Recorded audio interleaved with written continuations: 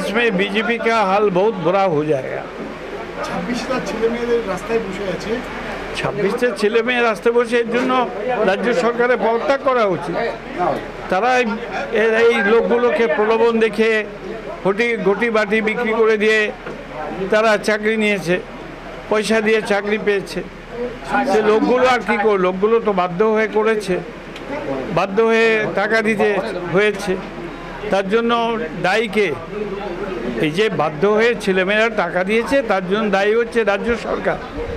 তারা যদি মেরিটের ভিত্তিতে, যোগ্যতার ভিত্তিতে চাকরি দিত, পয়সার ভিত্তিতে না নিয়ে, তাহলে এই ঝামেলা আজকের দিনে হতো না। এটার জন্য সম্পূর্ণ দায়ী মমতা ব্যানার্জি এবং তার ক্যাবিনেট। এর কারণটা হচ্ছে ওখানে বিদেশি অস্ত্র এসছে। সেই বিদেশি অস্ত্র কিভাবে এলো এটা তো অনুসন্ধান করে দেখতে হবে। এটা দেখার জন্য যা প্রয়োজনীয় ব্যবস্থা নেওয়া দরকার সেটা করছে। তৃণমূল কংগ্রেসের অভিসন্ধি মারপিট দাঙ্গা করে কোনোভাবে ভোট করবে, কিন্তু সেটা এবার করতে পারবে না। আমাদের সেন্ট্রাল গভর্নমেন্টের পুলিশ তারা সেগুলোকে আটকে দেবে।